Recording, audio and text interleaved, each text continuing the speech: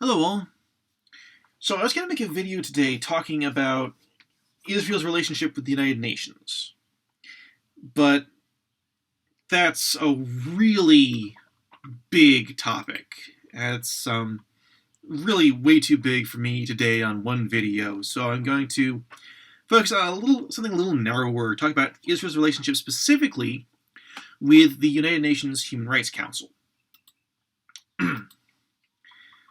Now, you might think, based on the name, that the Human Rights Council would concern itself with human rights around the world and dealing with various authoritarian regimes across the world, but you'd be wrong, because the United Nations Human Rights Council is an anti-Israel organization. Now, if you're listening to this critically, you might be thinking to yourself something like, who is this guy? He's just some asshole with an internet connection. He's Israeli, he's biased, he reacts automatically against anyone who criticizes Israel, and all that is absolutely true, and the UNHRC is still an anti-Israel organization.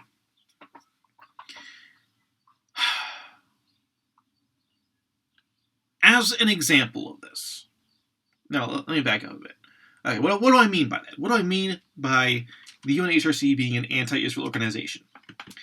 The UNHRC focuses on Israel to an insane degree, completely ignoring horrific human rights abuses on a massive scale, even up to and including genocide, to focus on Israel. As an example of this, okay, in 2019, the UNHRC sent 8 resolutions to the United Nations General Assembly, and the General Assembly adopted the 8 resolutions. Every single one condemned Israel. I repeat, in 2019, the Human Rights Council condemned Israel 8 times, and the entire rest of the world 0. And these were adopted by the UN General Assembly. Now, unless you are going to hold the position that 2019 was an absolutely peaceful, idyllic, happy, tranquil year apart from Israel, you gotta admit, this is really screwed up. So, as another example, the UNHRC has an assembly every month, and Article 7, every assembly, there are certain things they're supposed to talk about every assembly, and Article 7 is Israel. Or, excuse me, human rights situation in Palestine and other occupied territories. The only region-specific issue on the Council's agenda every month. Okay? Not Sudan, where there's been genocide going on for decades. Not the Democratic Republic of the Congo. There's been the deadliest war since World War II has been going on continuously since, I think, the 1970s? Not anywhere else on Earth.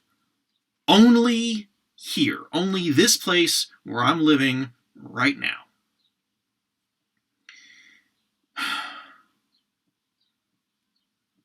Why is this? You might be thinking to yourselves. And I can't tell you.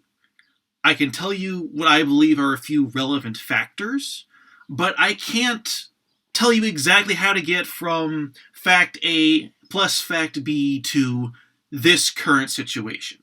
I can't do that. I'll tell you what I know. Okay? According to UN Watch, and I believe this is true. I have checked this with some other sources. I'm pretty sure this is true. Fully 1/2 of all countries represented in the UN are not free democracies. That's an awful lot of regimes represented in the UN that have a vested interest in the United Nations not investigating into authoritarian regimes and their human rights violations. And you really can't expect authoritarian regimes to create a club at the UN that they aren't allowed in. In fact, if you look at the record of the UNHRC and the countries that are in it, it has included China, Russia, Cuba, Saudi Arabia, Pakistan, Venezuela, Qatar, among others. And so, well, I don't want to seem...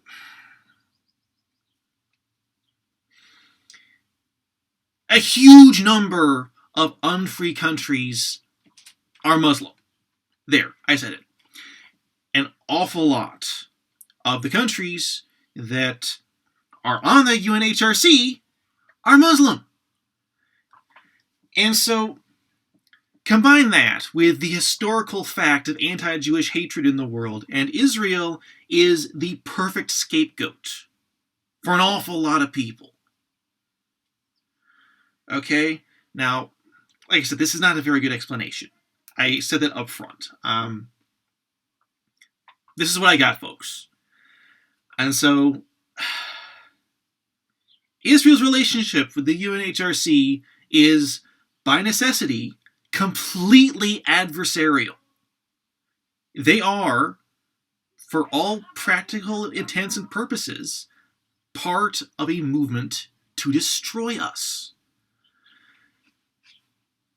And we're kind of stuck with that.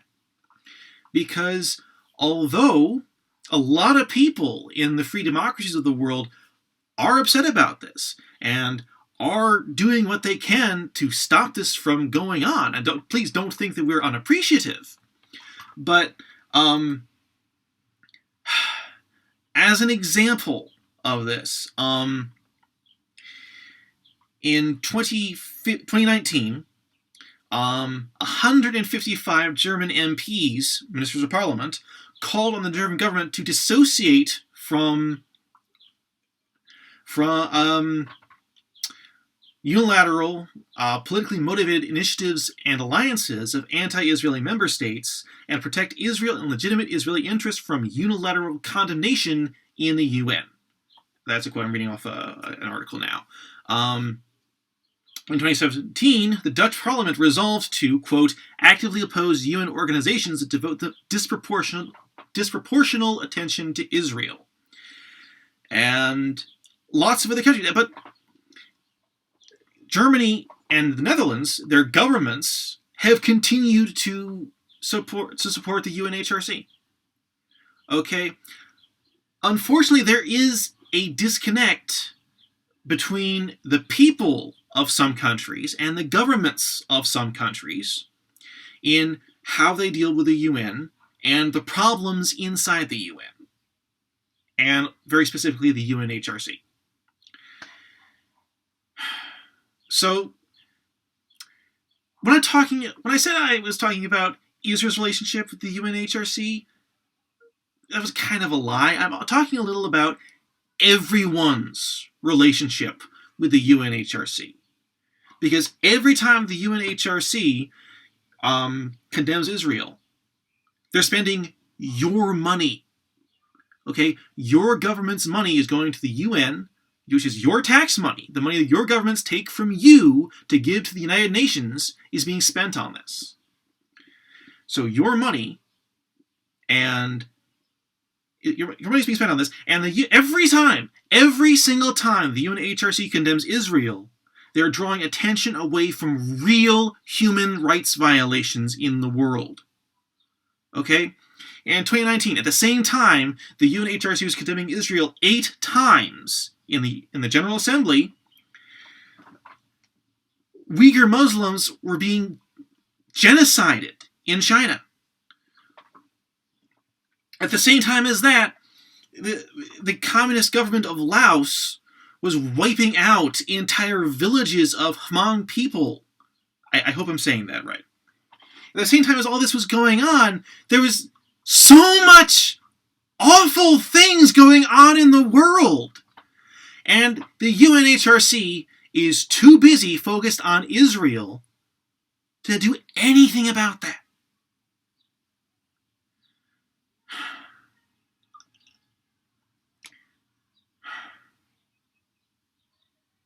They are effectively empowering and enabling genocide in the world with this single-minded focus on my country. And that concerns you. Because every time evil wins in the world, we all lose. So, thanks for tuning in. I hope you find some value in this, and hope you have a lovely day. Bye.